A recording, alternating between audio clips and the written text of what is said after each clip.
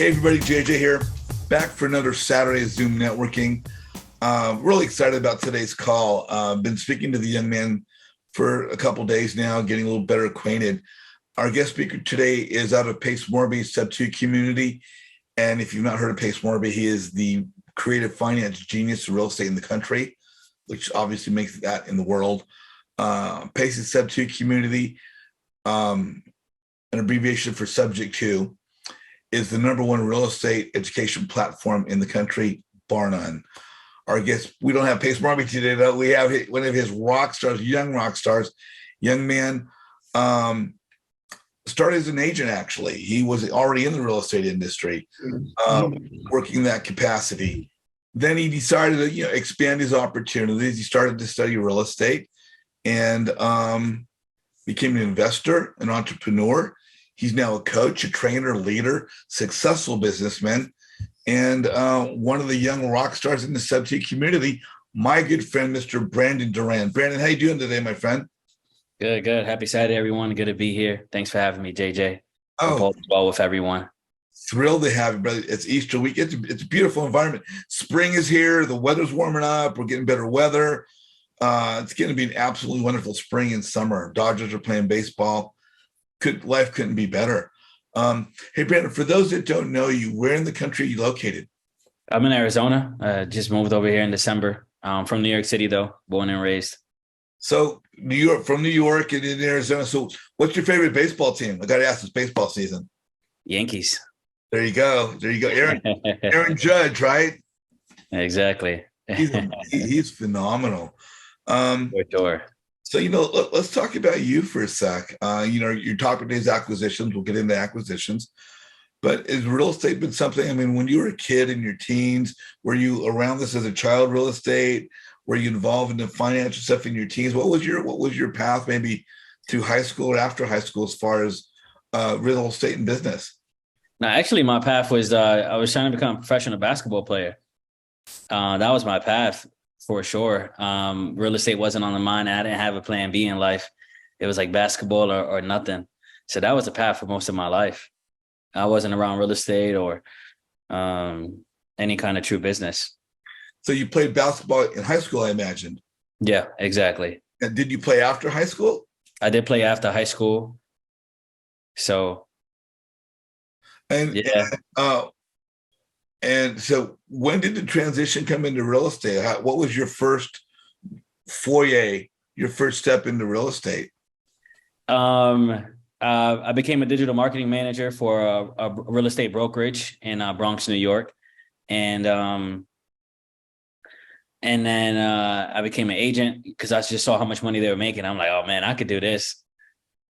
So that was the first step.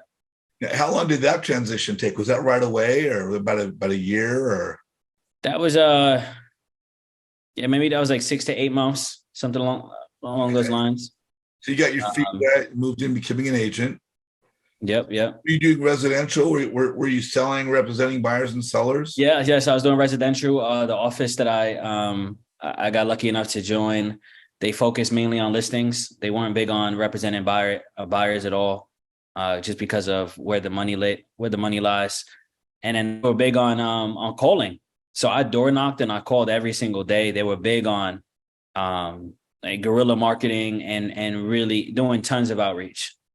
So you into real estate in your mid-20s? Is that when you started? Yeah, exactly.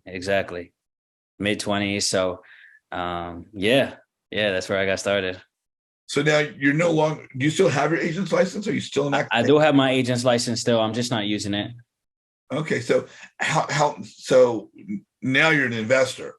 How long were you doing the agent activity and functioning as an agent before you were aware that there was a transition you can make into being an investor? Was that right away or was that No, it was about 4 or 5 years. I was kind of, the great thing about the brokerage that I was in is that it made you an absolute, if you really locked in on the training, you could be a beast at cold calling and getting listings. But what they were bad at was teaching you how to take that next step in life and build wealth. So it took a little while. It took maybe 4.5, 5 years. And then I accidentally came across a wholesale transaction. There was a good opportunity where a lady was looking to sell me her property for 290,000 at the time, single family. The average price of a single family home in the Bronx was about 500,000. So it was a smoking hot deal. And I remember there was this investor who was always calling me and calling other agents in the office. And he's like, Brandon, if you ever come across a deal, you let me know. So I called him and he's like, well, I'll give you 10,000 and then I'll let you list it after. And I'm like, oh man, okay, what's going on here? And I'm like, this sounds good. And then that's what really opened my eyes, because I started talking to a friend of mine and he's like, oh, okay, well, that's like, technically wholesaling. And then he introduced me to some education courses and platforms. And that's how I started to learn more about wholesaling. And from then, what? Now you're in sub two now. As I said at the beginning of the call, you are one of the rising sub two rock stars. Pace knows you. I'm sure you're on his speed dial. He's on yours. So how long did it take once you discovered wholesaling to come across? Was it an intentional? You sought him out, or was it accidental? How did you find out about sub two? It was accidental. I was just looking up more information on pre-foreclosures. There weren't really any leaders in the space discussing different ways to tackle pre-foreclosure conversations and going about that process. Now, PACE goes into 7 different ways you can, 7 different options you can provide a pre-foreclosure seller. And then when I was Googling, I came across Brent Daniels' podcast. And then I found PACE speaking on foreclosures. And I'm like, oh man, this guy really knows what he's talking about. And then he mentioned keeping mortgages in place and paying arrears. And I'm like, what the heck is this? This is insane. And then that's when I started diving deeper and deeper. I started watching his calls and his team's calls. That's when he was heavy on the acquisition team space. And then that's when I was like, all right, I need to jump into this. So that was 2 years ago. I've been in just over 2 years now. It was March of 2021. Great. So you're probably got into sub two when there was less than 1,000 people, maybe less than 500. No, it wasn't that small, but it was small though. A lot smaller than today, for sure. Yeah, today we're pushing 9,000 is going to be 10,000 in the blink of an eye, but sub two has grown tremendously. So if you guys aren't in sub two yet, you want to get into sub two, contact me. We'll see if we can't hook you up with Pace Morby. So now, as you've gotten into sub two, there are so many different paths one can take. Now they're the identified avatars. We can be an acquisitions manager, a dispo manager, an integrator, a transaction coordinator. As you got into this, and of course the visionary, were you doing everything your own in the beginning? And did you jump? I see you have team acquisitions behind you. Did you have a team going in, or was everything just you? And how did you decide which way was going to be the way you wanted to go? Yeah, I had a team going in. I had 5 virtual assistants. And then we were already doing a good amount of deals, but it was only cash. So yeah, I already had a team. It wasn't the A team like I have in the background now, but we were pushing deals, and we were doing a majority of every single thing, like walking the properties and training the cold callers and locking up deals, trying to dispo deals, calling the county to pull lists. It was a lot. So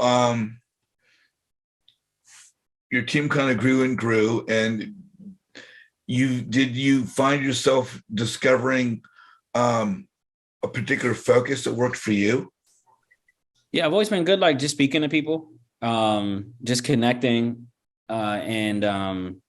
so I already knew that acquisitions was, at that time, Avatar wasn't really a topic at all. It was just like, hey, what am I good at right now? And I'm like, hey, I could talk to anyone about anything. At least that's how I feel.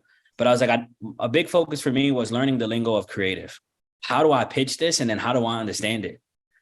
That was the main focus going into sub 2. So the first thing I did was just listen to all the seller calls, all the objections, because I had a really good discipline at the time on role playing and practicing scripts and reading scripts, writing scripts out. So I'm like, let me just learn this and lock in to help grow the team. Now, you mentioned learning creative. We have some newer investors on the call, so of course, seasoned investors like yourself. And with this being watched on YouTube, we'll have some newer students watching on YouTube. For those that don't quite understand what creative finance is, could you give us a brief just definition of creative finance?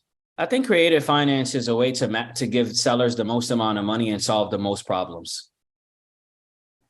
Right? If I think we could put that on a t-shirt, right? Like that's probably the simplest breakdown, but to get a little more granular, you have wholesale, you have cash transactions, and you have traditional finance such as BRRRRs, using FHA, USDA, conventional, and so on and so forth. But creative finance is when we step into seller finance, subject to hybrid, which is essentially making payments on someone's behalf, and then seller financing the rest of the equity. Novations, where we list properties for other individuals and or partner with them by us completing a project. Lease options, sandwich lease options, cash out refi, sub 2 hybrid. Wow.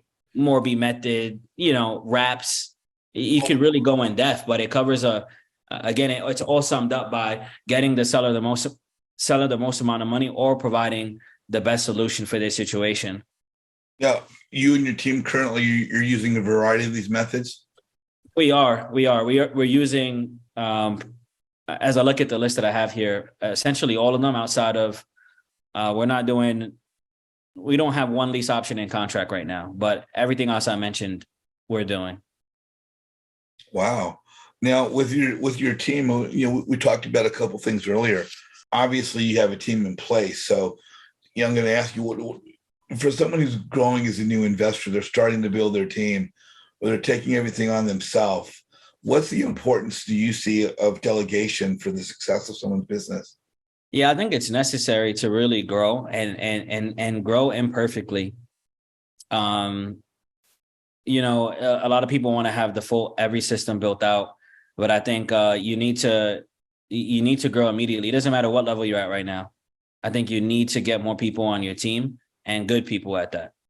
And then that for you to execute, the business model could look a variety of different ways, but I think it's important, even if you're just doing a few deals a month or even just no deals, doing the work with other people really help. It really changes the game.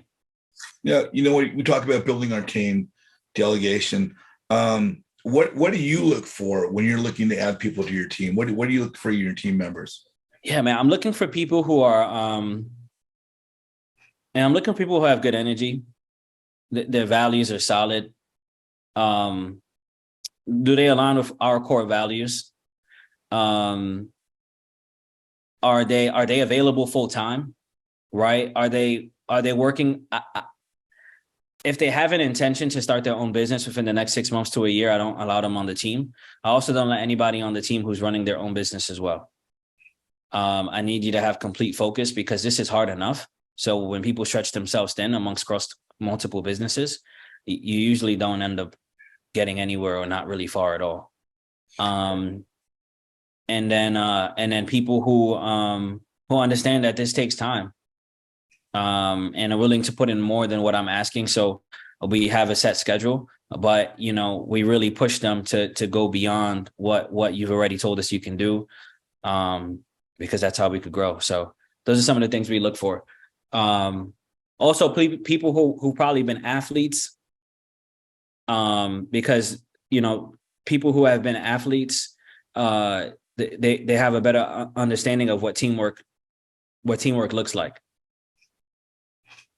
Great. Now, not everyone that you look for a team member necessarily has to come in with real estate experience, or is it a prerequisite? Or no, they don't need to come up with they don't need to have any real estate experience at all, because our training is pretty in depth. So we can catch you up to speed. As an example, my dad just moved in with me in Arizona, and he's going to be assisting me with everything. And he's going through my training now, and he's just catching up. He knows nothing at all. He's just been in healthcare his entire life. And yesterday he's like, rehab, OI, what's ROI? And it was funny. But yeah, they don't need to know anything about real estate. now you've improved your process, you've improved your selection of employees. I'm sure you improve your the training of your team members. How big is your team? Was probably, was I understand, was a little bit bigger before, and you've gotten a little bit tighter now. What was that transition like? Maybe how did it grow, and how did you streamline it? Yeah, so at its peak, we had 22 acquisition members on our team, which was last year. And then now we've cut down to 10 people. Now we're looking to ramp up more. But the transition was very interesting. So we brought on a massive amount of people because at the time, and I still do, had the mindset of we need to fail faster and get as many eyes on the business as possible. So you can imagine you have 44 eyes on your business. You're getting that much more feedback. And then you're able to take that feedback and execute at a higher level, as well as you're able to overload the system and stress test it. And if you can overload a system at 22 people, then then you know where you need to improve. And then when you, like now, again, I'm lower, I'm at about 10 people. I know what it has to look like at 22 at this point because I failed at 22. And then we also succeeded at 22, but there are a lot of failures as well. Right. So now the transition has been an interesting one. There's a lot to learn, but I think again, we've been able to understand what it takes to manage so many people.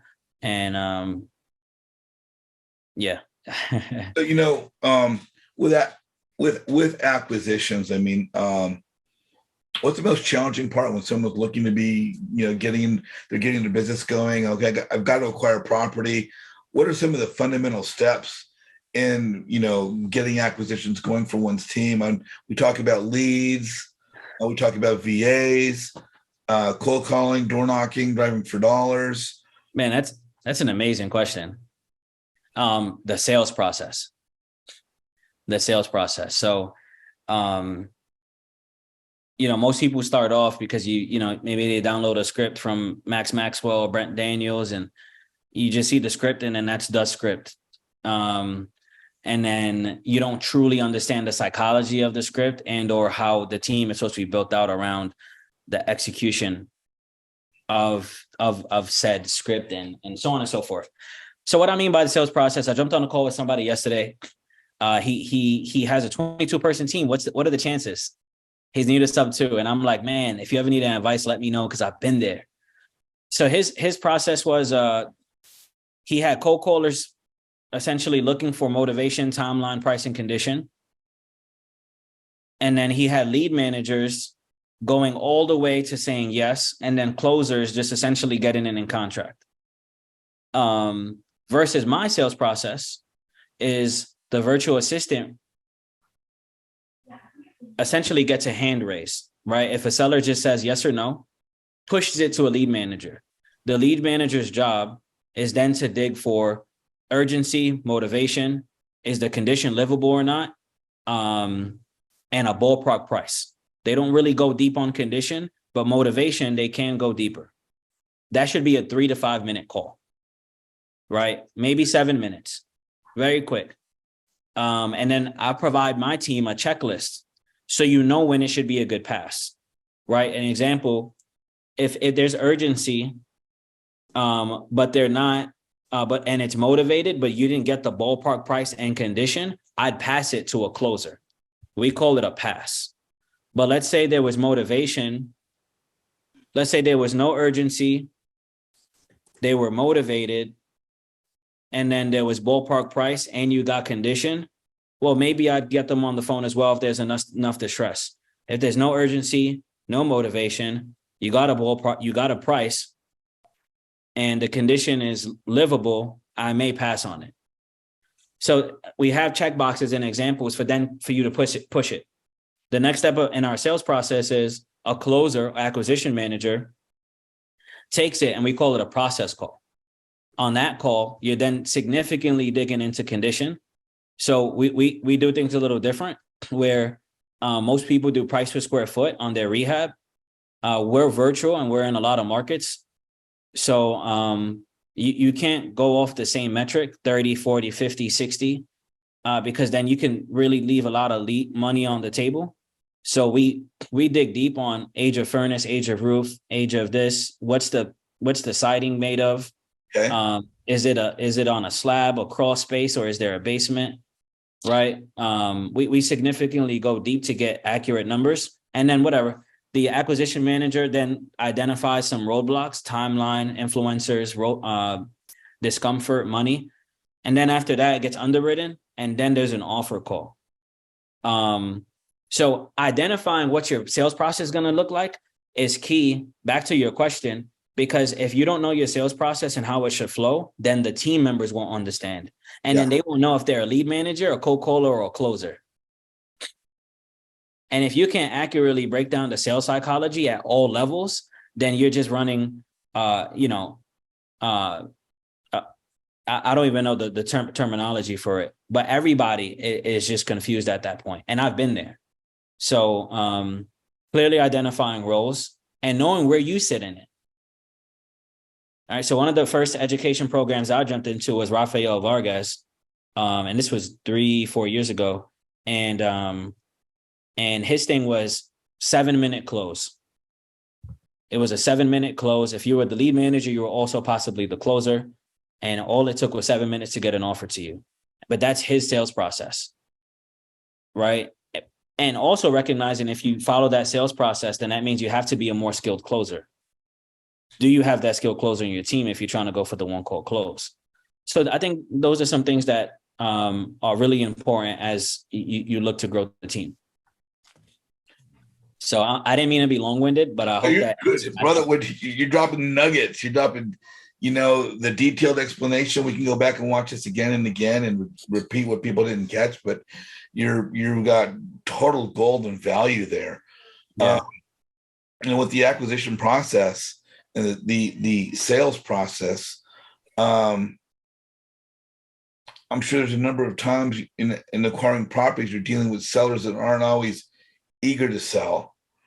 How much does follow up play into your acquisition process? Oh my God, follow up is huge. Can I speak about my follow up process? Oh heck yeah! Okay, so what we do is when a new lead comes in, it's under new untouched. If we're not able, so we triple dial every single thing. We triple dial, leave a voicemail and text. So we automatically get 5 touches. At that point, we push it to a bucket named Discovery. And we have those leads. Let's say you didn't get it, nobody picked up or replied to you. It's on a multi-line dollar, a 4-line multi-line dollar. And every single day, all day, people are on the multi-line dollar trying to get those new untouched back in contact. That's every single day. It never stops. It never stops. Now, there are leads that will go priority, right? So you have discovery within the day, you have discovery within 7 days, you have discovery within 14 days, 30 days, and so on and so forth. And then based off the bucket that you're in, that means how many will decide the frequency of you tackling that specific bucket.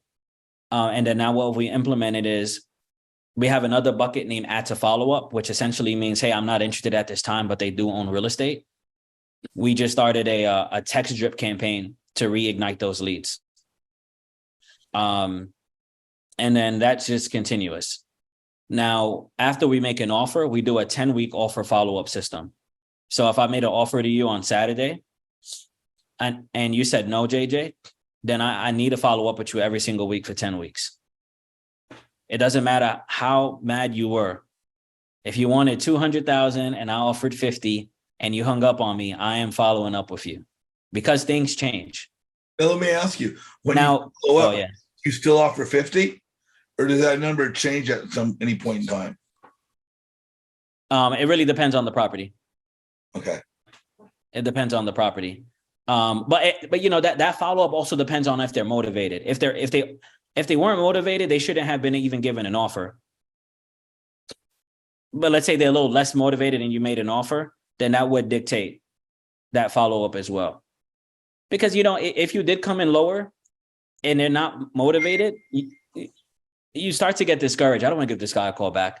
But if they need to sell, like this guy, they went through probate, there's a tax lien, and then you're coming in 150K lower, but you know that your numbers are right and this person needs to sell, it'll give you a little bit more of that passion or that drive to follow up. So Sounds I hope that great. answered the question. Yeah, no, that did not. We hear about follow up all the time. Um, you know, in acquisition, so you're out there contacting sellers in a variety of ways, trying to measure their interest, measure their not their interest, but their motivation to sell. Now, are you using a CRM for this? Because you're talking about a drip campaign and multiple buckets. Is this part of a CRM? Yeah, so we use Podio. We just use the built out Podio. The drip campaign that I referenced, I started testing out somebody else's CRM. He built out like a custom go high level. So we've been experimenting with that, and it's been pretty good so far. So we are looking to adapt what's on there to Podio. We just haven't yet. We talked about a couple other things the other day, and you mentioned that there were a number of other aspects that you might want to touch on. Is there anything else you wanted to kind of touch on here as we're talking about the topic of acquisitions, or you mentioned there were other things that you might want to jump on? I guess a few things I could just provide some tips. We found that Wednesdays and Thursdays are the best days, to close deals. Thursdays, leading across any industry when it comes to sales. We just locked up 3 contracts this past Thursday. And if you put enough focus, you could be able to do the same. I would highly suggest not to hire people on commission unless they can dedicate 6 months or 1 year of their time to you. Because you want to be able to build, and then for somebody to build their pipeline as well as learn the skills needed to become good closers or lead managers, it takes time, and they won't get their return on investment in time, and they'll start to resent you, or you won't see that return on investment on time given to them if they're not with you for at minimum 6 months. So I would look to get everybody on some kind of base pay, and you decide that base pay based off how much it, and what's the term? The cost of living in that city, right? So like I may pay somebody a little more in LA versus Victorville, California. Yeah. Right. Or, middle of nowhere, Ohio. So I guess those are just a few tips. I would also highly suggest putting a significant amount of time of building out a repair cheat sheet based off your market. So I think $30, $40, $50. I'm sorry. What is that cheat sheet? Explain that. Yeah. Thanks for asking. So a repair cheat sheet is essentially, you want the cost of building out a kitchen, cost of building out a bathroom, and the cost of a roof, and fully understand all components of a house. So you can be able to keep up with the conversations with sellers as well as accurately educate your team at a high level.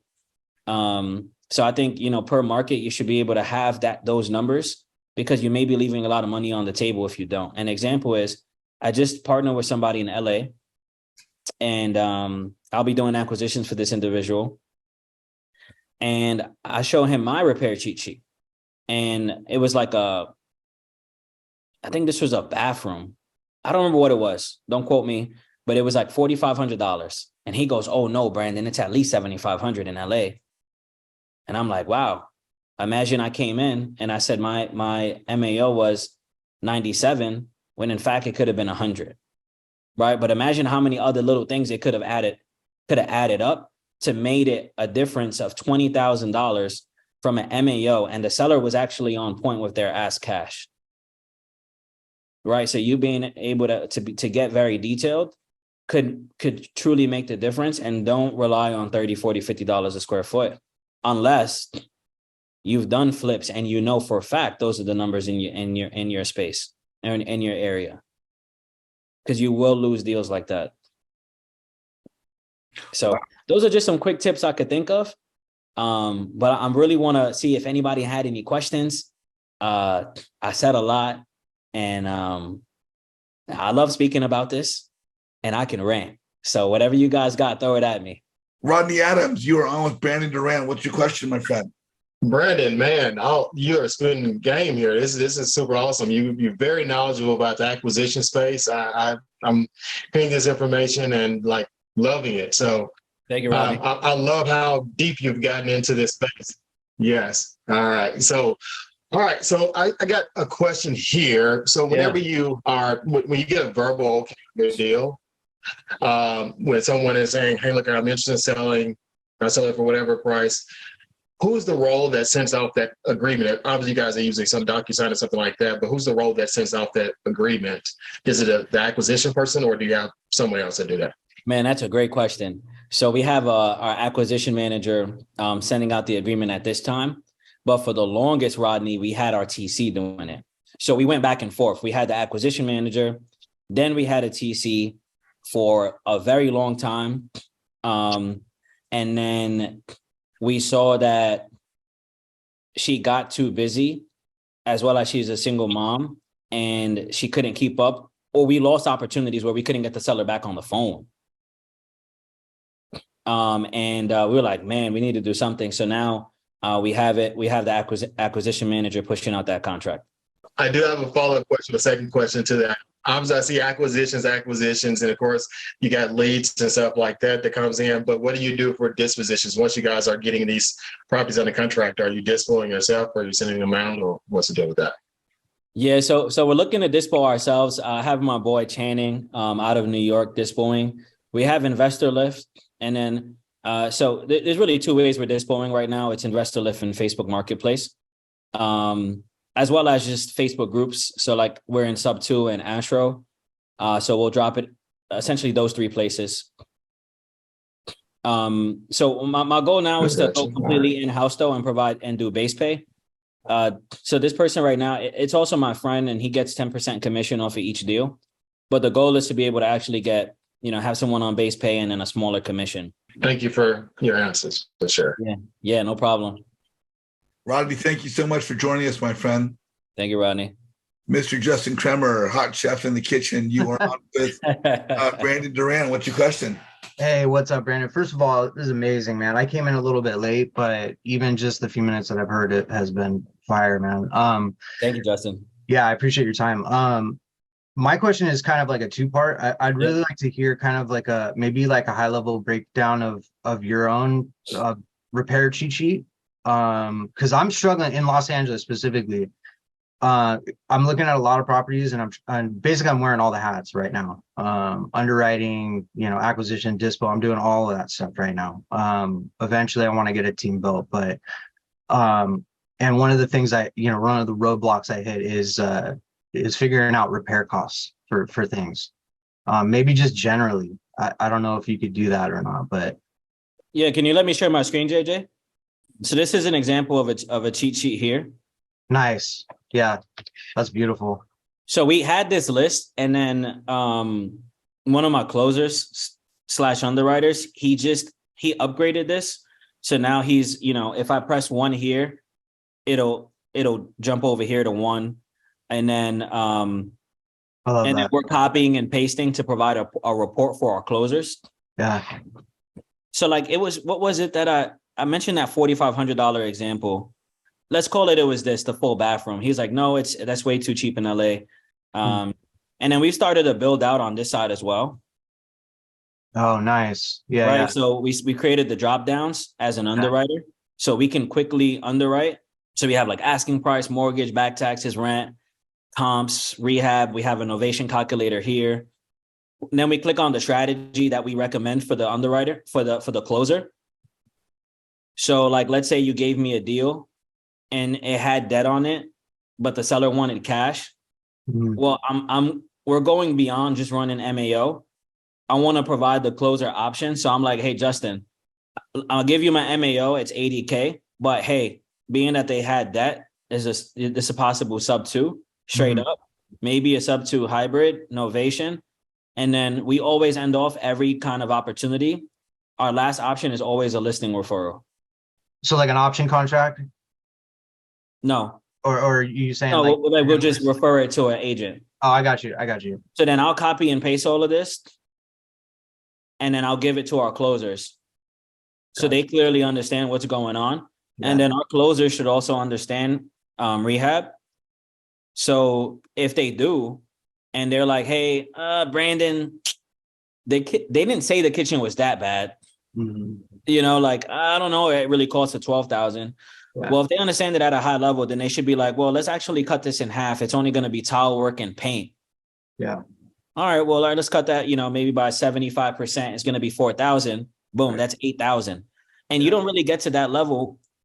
And then imagine, like, again, you're off by 8,000 with the seller. You shot yourself in the foot because you used the 30, 40, $50 a square foot. Yeah. But there's so much more in there. Yeah. A lot more meat on the bone. That's what I'm running into right now for sure. Yeah. And people, I mean, in Los Angeles, still people are like belligerent on their prices a lot of times, I find. I just spoke to somebody in Victorville 2 days ago, and ARV was 350. They needed a full rehab, and they were asking 300. Yeah, So it's like, I get it. It's crazy. yeah, they're still addicted to the prices they were getting back in 2022. And then I guess, so thank you for that. That was really helpful. And then my second part is like when you have your guys doing the acquisitions and you're maybe before I guess we should ask, when are you guys actually doing comping? Like when you guys actually start spending the time doing the actual comping? After the process call. So just to run through our sales process again, we have either is PPC. We do PPC as well. So let's say a cold caller called it though. They're just getting the hand raised. Then the lead manager comes in. They're just looking for urgency motivation. They pass it we try to do live transfers for every call. Yeah. Because that's another thing. Trying to get a seller back on the phone, as a lot of you may know, can be a headache. Yeah. Especially you're like, oh, the VA got a hot lead, and then you never get them back. So we just try to do a live transfer. Then the closer does a process call. And again, they're focusing on urgency, motivation, condition, deep dive, timeline, influencers, discomfort, price. When we're discussing price, ideally they should start looking at comps. So two things. I'm sorry, on the lead manager call, for us to establish its ballpark price or not, they're looking at comps while on the call, but they're not digging deep. But the reason they do that, again, because the lead manager's job is to disqualify and give the closer the best opportunities. Right. So if I'm on the phone with Justin and then he's like, hey, how much are you looking to sell this property for? And you say 700,000, but we jump on Zillow and it's 200,000. Remember, I referenced that checklist we have. It says ballpark.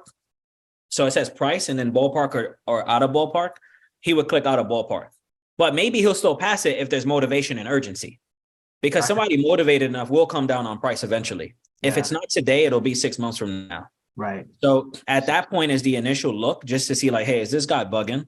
And then on that process call, let me just look at price real quick, maybe touch on it. But I asked the closers not to make an offer at that moment, because let's dig deep on the rehab. And then at that point, we have our closers underwrite initially. And what they're doing is they're providing us repair numbers.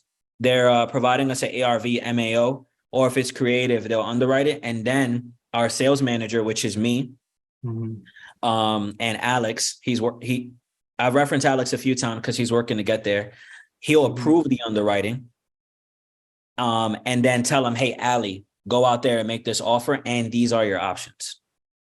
Got it. That's beautiful. That's beautiful. Yeah. I can't wait to get to the point where it's like, I got it down like that. That's amazing. Yeah. That's beautiful, man. Thank you so much. Yeah, no problem. If you need anything else, let me know. For sure. I'll drop my number at the end of this. Yeah, I appreciate that, man. I will definitely. Yeah, no problem. I know I'm gonna have more I'm gonna have a million more questions for sure. So I got you, man. I got you. I appreciate it, man. Mr. Ashwin Abinchandani, you are on with Brandon Duran. What's your question? Thanks, JJ. And again, thanks, Brandon, for sharing. Definitely some of the golden nuggets I took back. Definitely want to focus on like the systems and the processes you explained.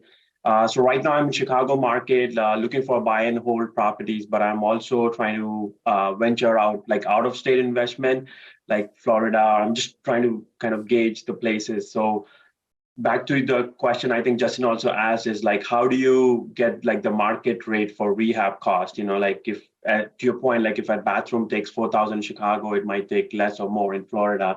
And again, depending on the neighborhood. So if I want to get like a better estimate of the cost of rehabbing, like, is there any suggestions you have, or whom do I connect? Yeah. Get some So- ballpark numbers. So I came up, something I did that was bad. I'm going to get to answer your question. I didn't seem to provide backstory. At one point I was entering markets too fast. And I think I left a lot of money on the table because I didn't dig deep. So then what me and my TC partner now, what we did is we came up with a list of around 30 people. And we came up with a list around 30 people that we feel are instrumental or may come in handy in any real estate transaction. And those people will include title companies, escrow officers, carpenters, painters, flippers, 3 real estate agents, 2 property management companies, floorers, plumbers, electricians. And we started composing lists in different markets we were in because, one, we want to become experts where we're at. And there's too many markets where I haven't been the expert and I try to make $100,000 a month. I found myself not to respect the process. It's kind of like with basketball, right? Like, I'm a huge basketball fan, but or anything that you're good at, you have to fully respect the process for you to get the result that you want. And if you're trying to go into a market and you're trying to get 10, 20, 30, $40,000 a month, you need to be able to do a lot of due diligence before you start spending your money. And that's where I failed at before. So to answer your question, I would come up with your own list of people who you think are important in the market that you're stepping into and call all of them. So get in contact with 3 to 5 GCs, call realtors, call flippers, so you can get a better idea of these estimates, and then write out every single thing you want to estimate on and then start confirming. So like, don't stop once you get one estimate, because I may come across Rodney and he gives me an estimate on everything that I want, but maybe Rodney's bugging, right? Like, maybe Rodney is going crazy. And the reason why his kitchen costs $2,000 is because his cousin does the work, right? Versus Emilio, you're doing the work for him. So once you get one, you need to start verifying it. And that's how I would do it. And, most people just want that instant gratification. It's just a society we're in now. And look at me, the young guy saying that, right? But it's true. So I would say before you step into any market, really do your due diligence on these things, even if it takes a month or 2 months. Got it. Thank you, Brandon. Thanks for Yeah, no problem. Does that help? Yes, definitely. That was my idea, but I think you confirmed it. So Boom. I'm glad we're on the same page. Let's go. Ashwin, thank you so much. So we're going to start to wrap up a little bit, but I wanted to ask if people have more questions, whether they're on the call or watching on YouTube, or do you have a preferred method for people to reach out to you? Is it be Instagram, LinkedIn, MySpace, TikTok? So I have Instagram. I'll drop it in the chat, and I'll drop my phone number. Just don't hit me up after midnight, okay? So I hope that helps, guys. I'm really pumped to be here. I'm excited. These are amazing questions. Okay, so Brandon, you said that Instagram is one of the main ways to connect with you. Yep. So here is your Instagram page. So ideally be through a Instagram message. Yep. And do you have any other social media links that you use? I mean, I'm on Facebook if you just type my name, but I'm primarily on Instagram. Okay, great. And as we wrap up, I wanted to ask you one question. My group's a networking group, and I talk all the time about building relationships and getting our name out there, getting our face out there. Whether someone is a new investor or an experienced investor, however, coming to the social media platform of Facebook or the internet, what is the importance for the success of someone's business to actively network through social media? If not, join a networking group somewhat like mine? Man, I think it's everything, really. The number one rule to success is showing up, right? And you need to show up. You need to show up for opportunities like this, right? We just live in it was tough to be able to get 20 people in the room or 16 people in the room who think like you prior to social media. Right. So this is a massive opportunity that we have to be able to grow. I mean, for the person who thought that they got value from today, this is because of social media. And maybe you took something away that you didn't even know you were going to take away. It's because of social media and networking. All right. And it's because of JJ doing this. I think it's our job and our duty to network. There's a great quote, and I think it was Winston Churchill that said it. He said the only way to grow and be able to achieve your goals in life is one, travel, read, and then meet new people. If you do those three things, you're going to get to wherever you want to go in life. And if those are the three biggest things, why aren't you doing all three every single day? So I think it's instrumental, because you don't know what you don't know. And one relationship, like Ed Milet says, the power of one more, can truly change everything. So there's another good book I would recommend for networking. It's called Never Eat Alone. And then another good book is 7 Levels of Communication. I forgot the name of the author. And he provides a game plan as well and strategies to use to be able to let's say you built a relationship. How do you take it to the next level? Right? Like JJ is somebody good at it, where he texts me, he'll check in. He makes sure to get around the people he wants to connect with. Well, that book also, it gives you ideas for events to throw. And then you meet Rodney. How am I going to connect with Rodney tomorrow? Different things to do. So those are 2 great books I would suggest to get very intentional about it. That sounds great. I was glancing at my book list. I don't have the second one. So the 7 Levels of Communication. Yep. Gonna have to grab that one. Brandon, I've had the pleasure to meet you in person. And I always tell people, chase the relationship, don't chase the deal. And I honestly just found you to be one of the nicest people I've ever friggin' met. And just getting to know you personally, not asking you what you do or what you can do or how you can help me or what your buy box is, but just getting to know you personally and really truly like you as someone I would have into my home for a Christmas dinner is what led me to get to know you more and find out the value you have as a real estate investor. But guys, that's not because I was chasing the deal and trying to see what I could get out of him or how he could help me. I met a nice guy and I took more time to get to know this nice person. And then while I'm getting to know one another, I found out more things that I would not have known had not taken the time to get to know him personally. So as I always say, don't chase the deal, chase a relationship, get to know people. You're going to meet phenomenal people like Brandon Duran. And these are the kind of people you want to build your network with. Brandon, I thank you so much, man, for being here today. Thank you. Gold nuggets, dropping bombs out of the sky. And I constantly saw like pens moving and people taking notes during the call. So everybody on the call, hang tight. We're going to do some breakout rooms after. I'm going to do some more tips and tricks and teach you guys a couple things. And again, you can get a hold of Brandon on Instagram, Brandon Duran, or it's your handle again on Instagram is the Duran brand, TheDuranBrand. There you guys go. The Duran brand is his Instagram handle, Brandon Duran. You want to find me? I've got a website, jjazizian.com. It's AZIZIAN, jjazizian.com. Click the register now button, go to the website, register for the group. Build relationships, make yourself known. If you're not visible, you're invisible. Opportunity walks right past you. You need to be memorable or otherwise you're forgettable. And it's all about the relationships you build and how you market yourself. You do not market your business, you market yourself. So thank you guys so much. And look for more videos coming out. We got some great people coming up in the future.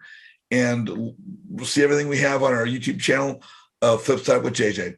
Brandon, I guess this is where we say goodbye to them and we head to the breakout rooms. Sounds good. See you guys soon. Over and out.